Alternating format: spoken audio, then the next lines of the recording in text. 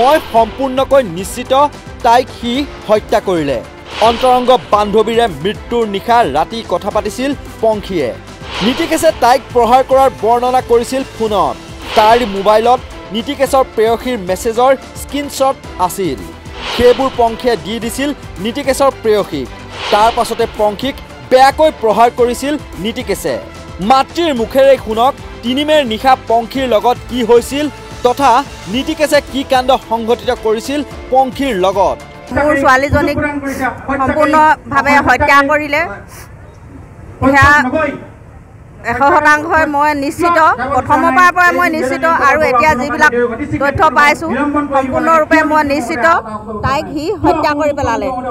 কাৰণ মই যেতিয়া তাইৰ লগত 10টা বজাৰ সময়লৈকে কথা পাতিছিলোঁ, তাৰপিছত মই ভাবিছিলোঁ তাই কাৰো লগত কোনো যোগাযোগ কৰা নাই। কিন্তু কালি মই গম পালোঁ এগৰাকী অন্তৰংগ বান্ধৱীৰ সৈতে তাই 11টা বজাত তাই কথা পাতিছে। তাই কৈছে যে ই মোক মাৰিলে, বহুত মাৰিলে, উখহি যোৱাকৈ মাৰিলে।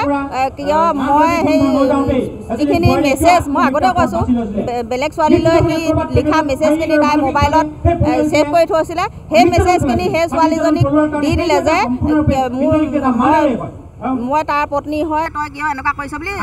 তেতিয়া ছোৱালীজনীয়ে নহয় বুলি কোৱা কাৰণে মানে সেই মেছেজখিনি আমাৰ ছোৱালীজনীয়ে মোৰ ছোৱালীজনীয়ে তাৰ ইজনী ভাল পোৱা ছোৱালীজনীলৈ মেছেজখিনি দি দিয়াৰ কাৰণে সি কামৰ পৰা অহাৰ পাছতে মানে মোৰলৈ ফোন কৰাৰ পাছৰ পৰা সি ডৰ লাগি আছে আৰু মোক বহুত মাৰিলে সেই বুলি ছোৱালীজনী কৈছিলে। তাৰপৰা আৰু কৈছে যে মই এতিয়া হাতে খাটি গাঁৱৰ ঘৰলৈ যাম, মই শহু শাহুৰ লগত মই কওঁগৈ মই আৰু ইয়াৰ লগত নাথাকোঁ, ডিভোৰ্চ দিম ইয়াক।